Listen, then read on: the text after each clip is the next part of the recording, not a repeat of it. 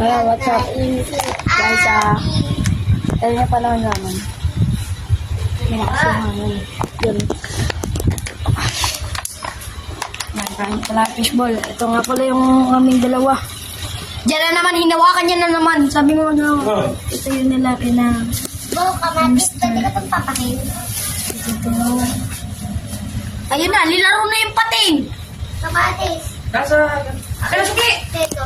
So yan, magbabalik na tayo sa pagbablog natin. Ha? Ano sila sa ko? Ano ba yan? Patuka ng anak. Ito nga pala yung patuka. Ito yung patuka. Ito.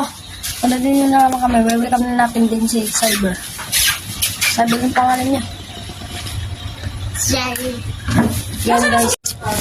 Ari si anong pangalan Ari? Si Abby. Hello Abby.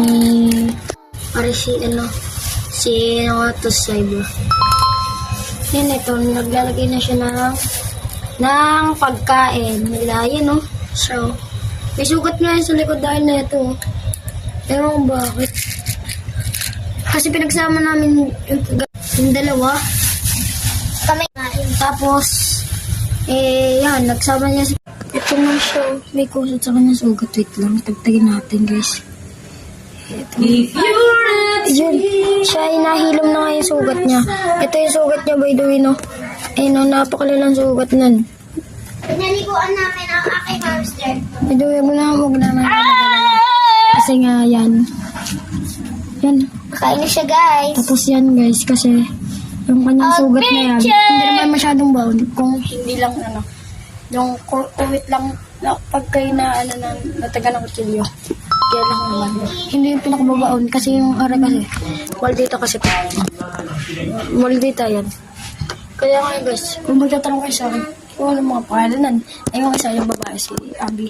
Sabi ka pala ng pangalan, Hanabi. Eh wala, nasanay na sa amin. So, yung akin naman, lalaki si Cyber. Kaya ako kayo magtatanong. Skip always man. Wala nga tayong intro na. So, yung intro ko. Dito ko nasasabihin yo, panibagong vlog, panibagong buhay naman. Diba? Tapos, yan guys, kwento lang naman nabili namin yan nung isang araw ba yun? Isang araw. Tapos pagkadating namin dito sa bahay, agad ko lang binuksan yung nakalagay sa kanya. Tapos kasama na yung tubigan din. By the way, kung magtatanong kayo kung magkano ang bill ko dyan, 150 lang. So yun, mura lang. Kaya tingin lang sa langit tungo sa lupa. Wala yung aming dalawa. Diyan na naman, hinawakan niya na naman. Sabi mo